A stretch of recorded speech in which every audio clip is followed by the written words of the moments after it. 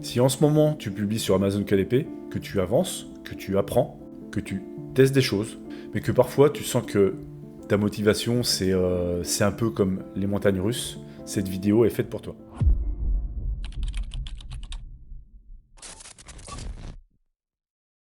Parce que Amazon KDP sur le papier, c'est vrai, ça paraît très simple.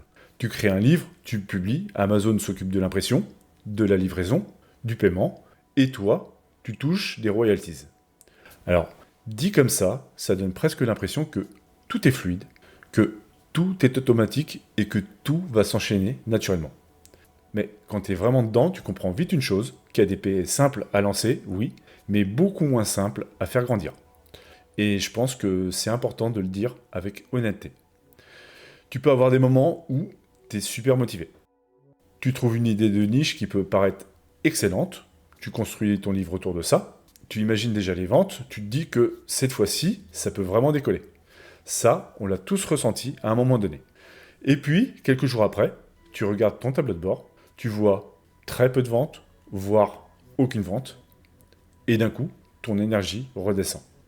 Tu passes de j'ai trouvé un vrai levier business à est-ce que je suis vraiment fait pour ça?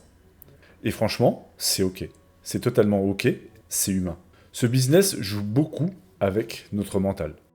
Parce que souvent, tu travailles seul, tu prends tes décisions seul, tu publies seul, tu attends tes résultats seul.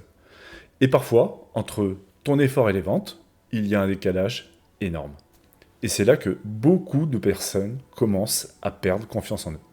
Et pourtant, c'est justement dans cette phase que le vrai jeu commence. Parce que, en réalité, sur Amazon KDP, la différence se fait rarement au moment où tout va bien. La différence se fait plutôt dans les moments où tes résultats sont flous.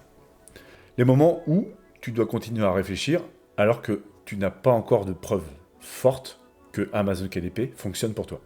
Les moments où tu dois rester calme alors que tu as envie de tout changer. Les moments où tu dois garder ton cap alors que ton cerveau te pousse déjà vers une autre idée. C'est pour ça que j'avais envie de te faire cette vidéo aujourd'hui pour remettre les choses au bon endroit.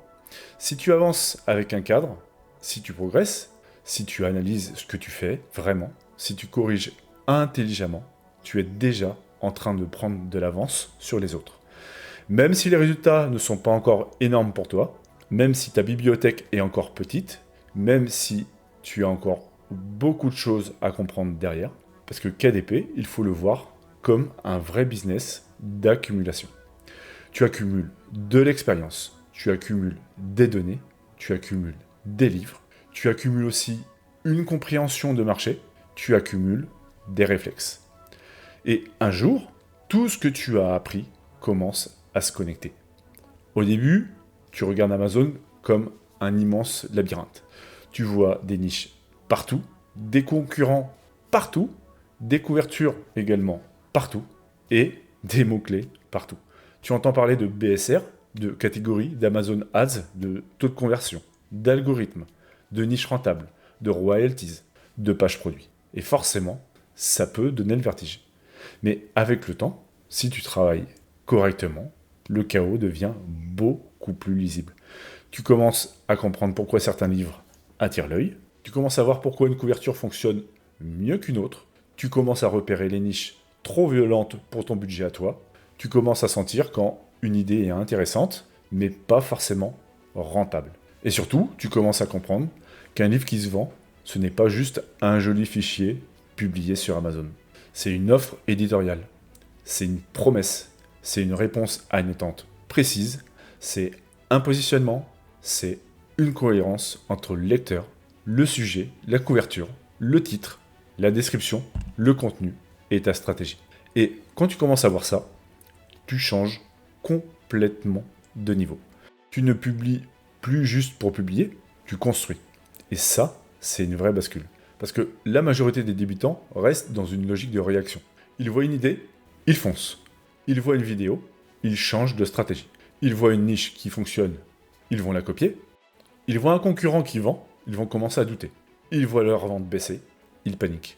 Et à force de réagir à tout, ils finissent par se disperser. Alors que celui qui construit avec un cadre clair, adapté à sa propre expérience, lui, il garde son énergie. il sait pourquoi il choisit une niche, il sait pourquoi il valide ou écarte une idée, il sait pourquoi il travaille tel avatar lecteur, il sait pourquoi il met en avance telle promesse, il sait pourquoi il va tester cette publicité, il sait pourquoi il va couper cette campagne, il sait pourquoi il améliore sa page produit. Et même quand le résultat n'est pas forcément immédiat, il apprend. Et ça, c'est extrêmement puissant. Parce que un résultat faible, quand tu as un cadre, devient une information pour toi. Un livre qui ne reçoit pas de clics, ça va te parler. Un livre qui reçoit des clics mais peu de ventes, ça te parle aussi. Une publicité qui dépense sans convertir te parle également.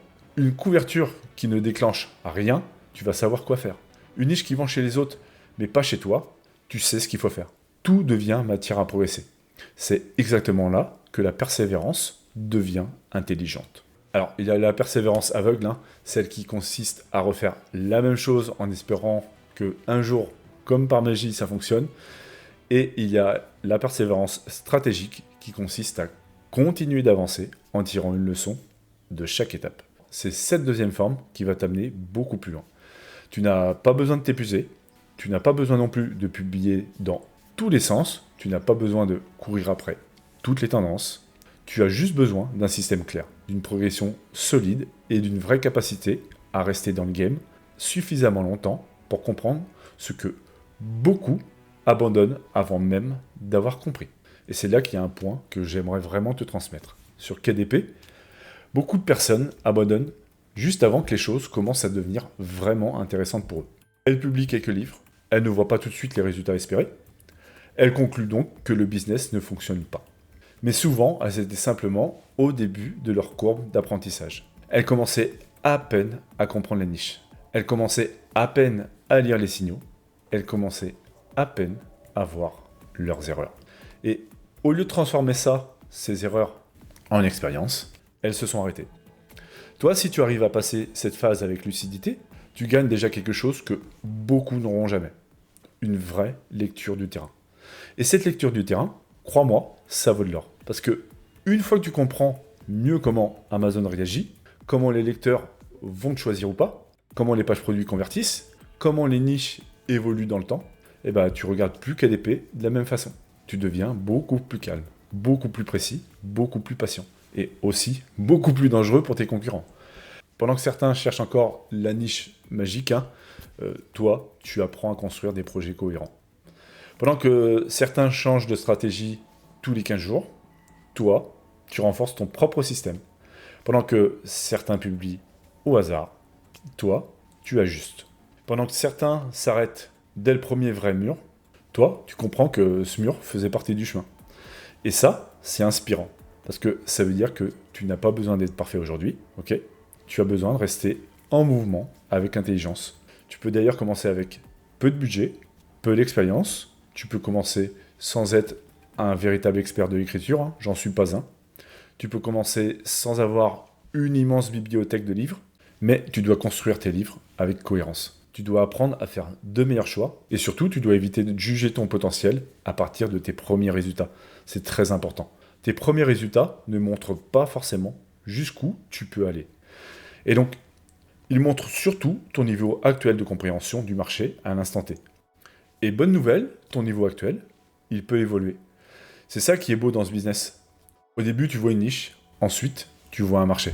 Au début, tu vois une couverture, ensuite, tu vois un signal de conversion. Au début, tu vois un titre, ensuite, tu vois une promesse. Au début, tu vois un livre, ensuite, tu vois une offre. Et quand tu passes de cette vision débutante à une vision business, tu n'es plus du tout la même personne. Tu n'as plus du tout la même approche et tu prends des bien meilleures décisions. Et forcément, tes résultats peuvent changer à ce moment-là. C'est aussi pour ça que j'insiste beaucoup sur le cadre. Parce que la motivation, ça monte, ça descend. Un jour, tu es à fond. Le lendemain, tu doutes. Le surlendemain, tu regardes une vidéo sur une nouvelle stratégie et tu as envie de tout recommencer. La motivation, c'est utile, mais ça ne suffit pas. Le cadre, lui, te porte quand ta motivation baisse. Quand tu as un cadre, tu sais quelle est la prochaine étape. Tu sais donc quoi analyser, tu sais quoi corriger, tu sais quoi garder, tu sais quoi abandonner et tu sais quoi améliorer. Ça enlève énormément de charge mentale parce que tu n'es plus en train de te demander tous les jours qu'est-ce que je dois faire maintenant. Tu avances dans une logique et plus cette logique est claire pour toi, plus tu vas pouvoir tenir sur la durée. Et sur KDP, tenir sur la durée, c'est déjà un avantage énorme sur les autres. Parce que beaucoup de personnes arrivent avec une énergie très forte au départ, mais sans aucune structure. Elles publient vite, elles s'épuisent vite, elles se découragent vite. Toi, ton objectif, c'est exactement l'inverse. Construire plus calmement, plus intelligemment, plus durablement, avec une stratégie adaptée à ton profil, à ton budget, à tes compétences et surtout à ta réalité. Et c'est là que j'aimerais que tu te poses une question vraiment très simple. Est-ce que tu es en train de construire un vrai système ou est-ce que tu avances uniquement à l'inspiration? Parce que l'inspiration, c'est agréable, oui. Ça peut te donner de l'élan, mais un business ne peut pas dépendre uniquement de ça, de cette inspiration. Il te faut une méthode pour trouver des idées. Une méthode pour valider les niches, une méthode pour comprendre ton lecteur, une méthode pour construire ton positionnement, une méthode aussi pour mesurer ta rentabilité, c'est très important, une méthode pour améliorer tout ce qui peut l'être. Et quand tu as tout ça, tu te sens beaucoup plus serein, crois-moi. Tu n'as plus cette impression de jouer ta vie sur chaque livre. Tu sais que chaque produit, chaque livre, fait partie d'un apprentissage global. Et ça change tout par rapport à ton rapport à l'échec. D'ailleurs, je n'aime pas trop ce mot, le mot échec. Alors, dans ce contexte, en tout cas, parce que un livre qui ne se vend pas comme prévu peut quand même t'apprendre énormément sur le business.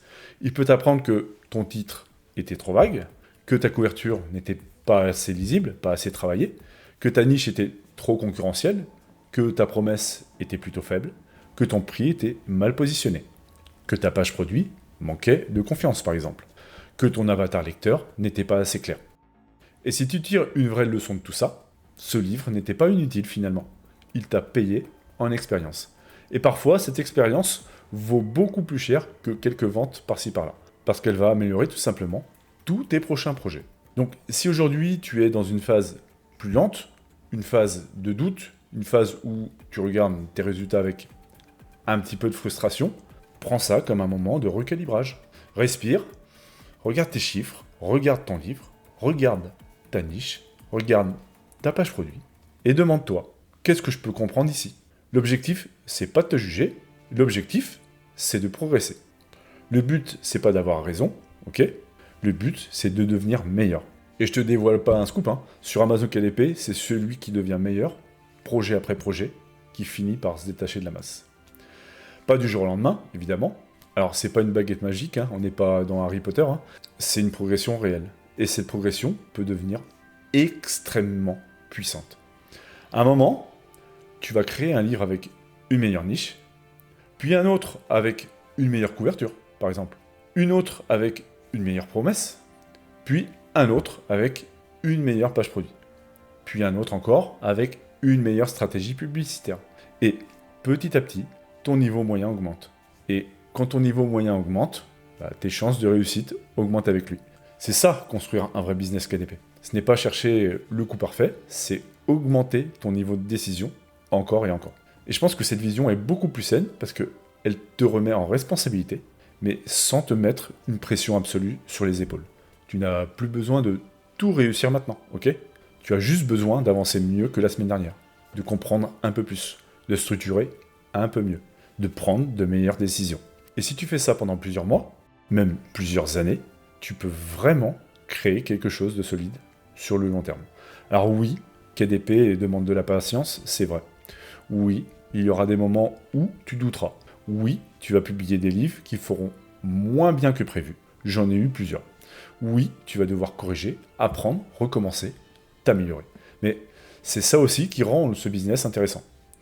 Et ce n'est pas juste une question de publier des fichiers sur Amazon, c'est une vraie école de stratégie.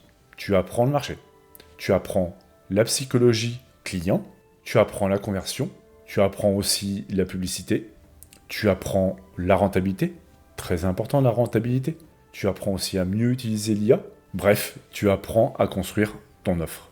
Et au fond, même si ton premier livre ne va pas te changer ta vie, les compétences que tu développes derrière peuvent changer ta manière de travailler pour toujours. Et ça, c'est énorme. Donc aujourd'hui, si tu es dans une phase où tu te sens un petit peu moins motivé, j'aimerais que tu repartes avec cette idée. Tu n'es peut-être pas si en retard que ça. Tu es peut-être simplement dans la phase où tu apprends à devenir meilleur. Et cette phase-là compte vraiment, crois-moi. Elle est moins spectaculaire, oui. Elle fait moins rêver que les captures d'écran de royalties que tu vois sur YouTube, c'est vrai. Elle est moins vendeuse qu'une promesse du type « publie un livre et gagne de l'argent pendant que tu dors en moins de 30 jours ». Oui, mais c'est souvent cette phase qui construit les vrais résultats. Le moment où tu arrêtes de chercher la facilité, justement. Le moment où tu commences à voir KDP comme un véritable business. Le moment où tu construis un cadre. Le moment où tu deviens plus sérieux dans tes décisions. Le moment où tu continues pendant que beaucoup d'autres vont s'éparpiller. Et c'est là que tu prends de l'avance. Et si cette vidéo t'aide à remettre les choses au bon endroit, j'aimerais vraiment que tu me le dises en commentaire. Prends 30 secondes pour le faire. C'est pour toi. Hein. Dis-moi où tu en es aujourd'hui. Vraiment. Sur KDP. Est-ce que tu es en phase de motivation? Est-ce que tu es en phase de doute? Est-ce que tu as déjà publié? Est-ce que tu es en train de préparer ton premier livre? Faut savoir que je lis vos commentaires. Hein. Et de plus, ça m'aide vraiment à créer des contenus plus utiles, plus pertinents et plus adaptés à ce que vous vivez réellement. De plus, si tu veux soutenir ma chaîne, ce qui serait très sympa, pense aussi à liker la vidéo et à t'abonner. Les commentaires, les likes et les abonnements aident vraiment la chaîne à être davantage recommandée sur YouTube. Et de plus, ça me permet de continuer à partager chaque semaine des vidéos plus stratégiques, plus concrètes et plus utiles pour t'aider tout simplement à construire ton activité KDP. Pour finir, retiens vraiment ceci. Sur Amazon KDP, celui qui garde un cadre, qui apprend de ses résultats, qui reste cohérent et qui continue à progresser, prend une énorme avance sur tous ceux qui lâchent au premier moment d'inconfort. Et crois-moi, ce n'est pas qu'une phrase de motivation, hein, c'est une réalité dans le business. La plupart des gens s'arrêtent trop tôt. La plupart changent de direction beaucoup trop vite. La plupart veulent des résultats tout de suite, avant d'avoir construit leurs compétences. Toi, qui es devant cette vidéo, tu peux agir différemment. Tu peux avancer avec plus de calme, plus de méthode et plus de cohérence. Et c'est comme ça que tu peux construire une activité qui tient vraiment dans le temps. Si tu veux aller plus loin, poser un vrai cadre derrière tout ça, j'ai préparé un atelier privé offert. Dans cet atelier, je t'explique ce qui compte réellement aujourd'hui pour créer des livres cohérents, mieux positionnés et plus adaptés à ton marché. Le lien est dans la description et à la fin de cet atelier, tu sens que mon approche te parle et que tu veux être accompagné, tu pourras réserver un appel stratégique avec moi pour qu'on puisse discuter ensemble de ton projet. On regardera où tu en es, ce que tu veux construire et comment avancer de manière plus efficace. On se retrouve très vite pour la prochaine vidéo. Merci de m'avoir écouté dans tous les cas et d'être allé au bout de cette vidéo. C'était Sylvain de l'école KDP. Je te dis à bientôt. Ciao.